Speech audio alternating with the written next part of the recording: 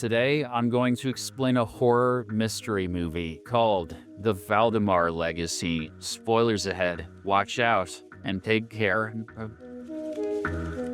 The movie begins in the office of a man named Eduardo, who is engrossed in his work. Suddenly, his assistant Anna rushes in and hands him a stack of documents. She informs him that their chairman, Maximiliano, has urgently ordered them to evaluate a property called Valdemar Mansion for an upcoming auction. Eduardo is annoyed upon hearing this, as the last appraiser, Pablo, mysteriously disappeared after visiting the mansion. They suspect that he may have stolen some antique items and fled, but since they cannot disobey the chairman, Eduardo decides to contact another employee, Luisa, who is currently on leave. The scene then cuts to Luisa's house, where she is relaxing when suddenly the doorbell rings. When she opens the door, she's met by a delivery boy who hands her a bouquet and some documents. Luisa takes the items and, upon opening the documents, discovers that they contain information about Valdemar Mansion. Enraged, she immediately calls Eduardo and scolds him for assigning her work while she's on extended leave. Luisa initially refuses to go for the evaluation,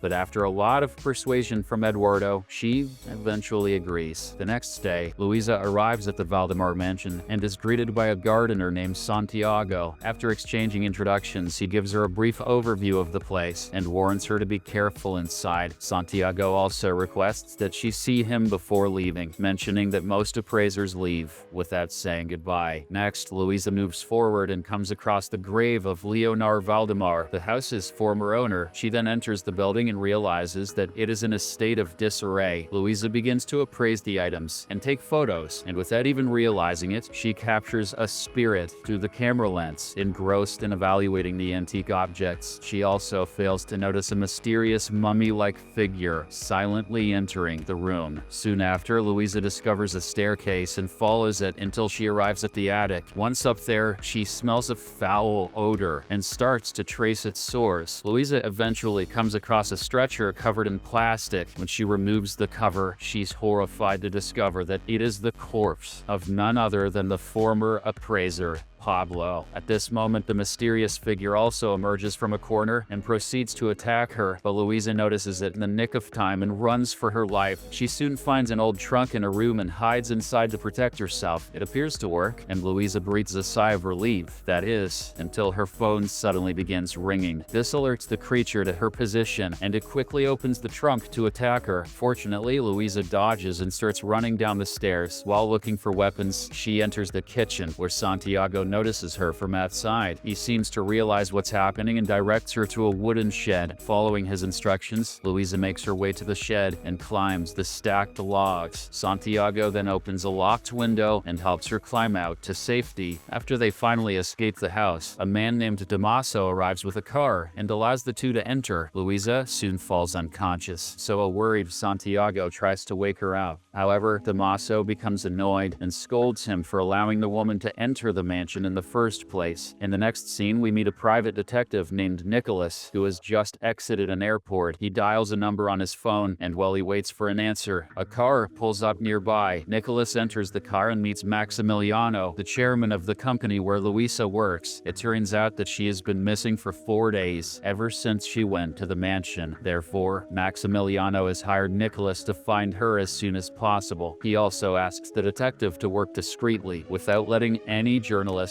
or police know. Shortly after, Maximiliano drops Nicholas off at a station where he will board a train bound for the Valdemar Mansion. The detective then enters the train and meets a woman named Dr. Nora, who is the president of the Valdemar Foundation. It is revealed that she has also been hired by Maximiliano to help with the investigation. After a brief conversation, she begins to tell Nicholas the history of the mansion, based on the detailed journal of the former owners. The scene then cuts to the 19th century, where we meet a couple named Lazaro and Leonor Valdemar, who live in the mansion. It turns out Leonor runs a private orphanage, and Lazaro is a photographer. They seem content with their life together. However, things take a turn when Lazaro gains access to high society. The couple then starts a scam by generating fake photos of wealthy people with the supposed spirits of their deceased loved ones. Lazaro experiments with techniques like diffusion and creates images that seem to look like ghostly figures. As a result, they eventually become very wealthy, and the only thing missing in their lives is a child. We then get to know that Leonor has been advised by doctors not to get pregnant, but she is determined to try at all costs. One day, things change dramatically when a journalist named Garbia realizes the ruse behind Lazaro's phony supernatural contacts. He thus visits them and threatens to expose them unless they agree to pay him a hefty percentage of their earnings. The couple argues that they have used all their money for the betterment of orphaned children, but the journalist doesn't care when he continues to blackmail them. Enraged, Lazaro rejects his demands and kicks him out of the house. In the aftermath of this incident, Garbia writes a news article exposing the couple's fraud. This leads to Lazaro's arrest, leaving Leonor in charge of the orphanage. She also faces severe adversity because of the scam. Despite the challenges, Leonor holds on to her unwavering hope, waiting for her husband's return. However, things take a darker turn when her butler arrives with bad news from prison one day. It turns out that Lazaro won't be released until the trial, and he's not being given the medication he must take daily for his weak liver. The next day, Leonor breaks into an exclusive gentleman's club where the prison director is having lunch with Garbia. She demands answers about the treatment of her husband, emphasizing how crucial the medication is for his survival. However, the prison director dismisses her very casually. He instead tells her to pursue the case through official channels. Upon hearing this, Leonor is heartbroken as she knows it will take too long, but she has no choice but to agree. As Leonor leaves, a newspaper catches her attention. It has a slanderous article about her orphanage on the front page. This enrages her so much that she storms up to Garbia and slaps him. Meanwhile, a bald man named Alistair Crowley, who had witnessed the entire altercation, becomes intrigued by her case. In the following scene, Alistair visits Lazaro in prison while pretending to be his lawyer. When they finally meet, he confesses to being a great admirer of Lazaro's work and promises to help him get out. Lazaro is doubtful of the strange man, but given his dire situation, he has no choice but to trust him. He then reveals that Garbia has been able to secure a woman as a witness who has promised to expose his fraud during the trial. Lazaro has no idea who the woman is, but it is because of her that he's still not being released. Following this, Alistair devises a daring plan and sends a prostitute to seduce Garbia. She immediately gets to work and gets the journalist extremely drunk. After he passes out, she presses his apartment key into a lump of clay to create a duplicate. Days later, when Garbia returns home from work, he's surprised to see a large crowd gathered outside. It turns out that a woman has been screaming from inside, and the neighbors even called the police. When they open the door, they find the same prostitute inside, bound at the hands and crying. The woman tearfully reveals how Garbia had been holding her hostage for days. She reveals how he had been forcing her to testify against Lazaro and threatening to kill her if she didn't comply. In the aftermath of this incident, Garbia is arrested, while Lazaro is hailed as a hero and released from prison. On his way back to the mansion, he asks his butler where Leonor is and why she didn't come today. The butler reveals that she's now pregnant and can't travel in her condition, which fills Lazaro with happiness. Soon after, he arrives home and finds his wife playing with the children of the orphanage. The couple then joyfully hugs each other and begins kissing after such a long time apart. However, their happiness is short-lived when Leonor suddenly begins experiencing severe belly pain. A doctor is then called, and after some checkups, he delivers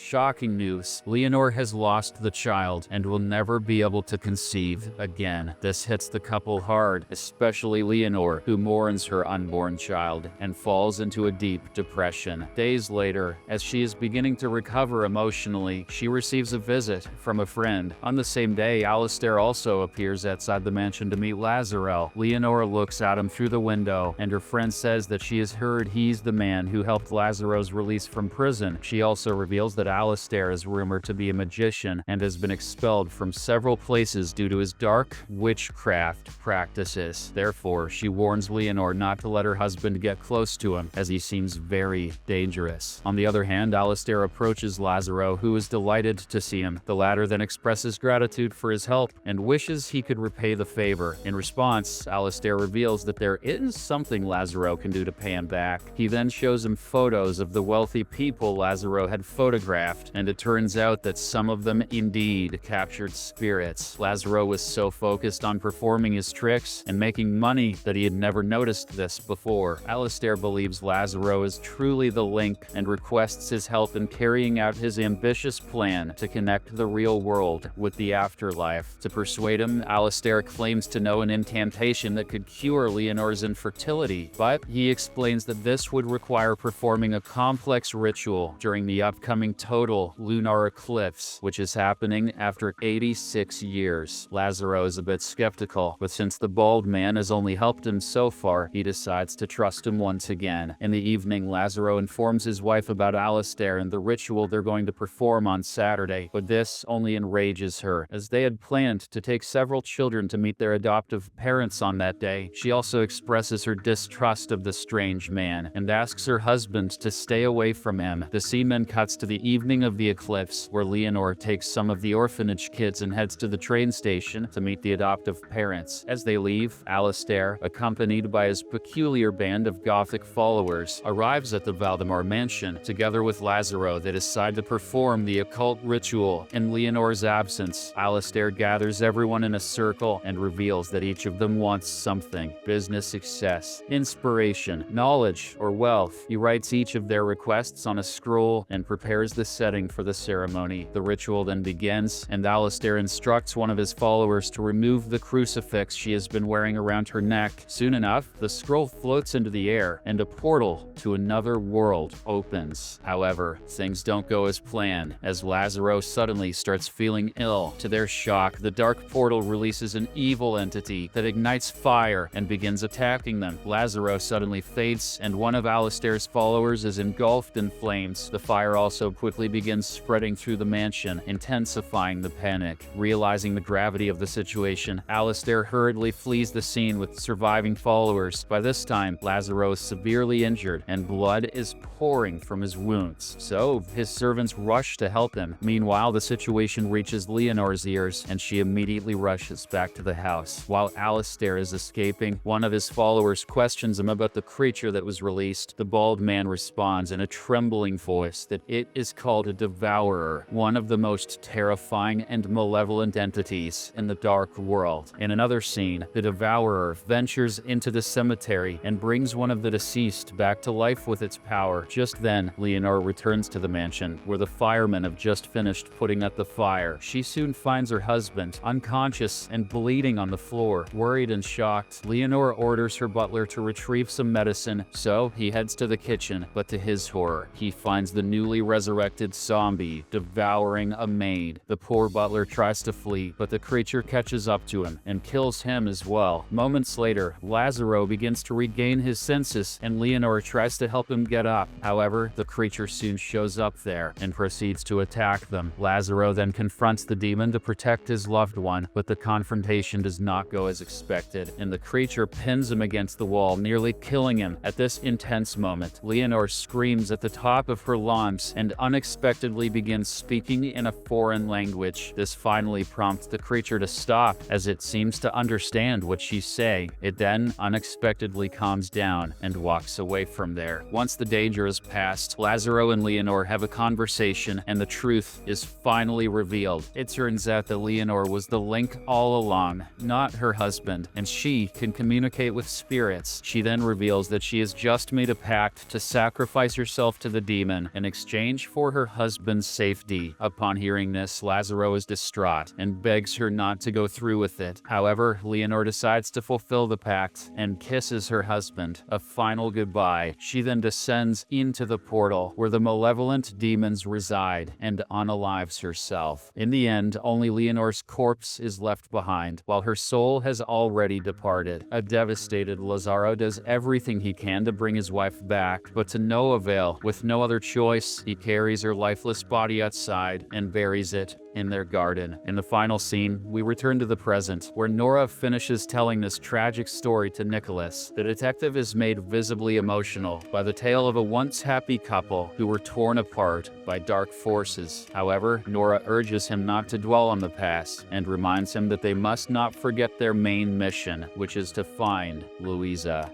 Subscribe for more videos like this.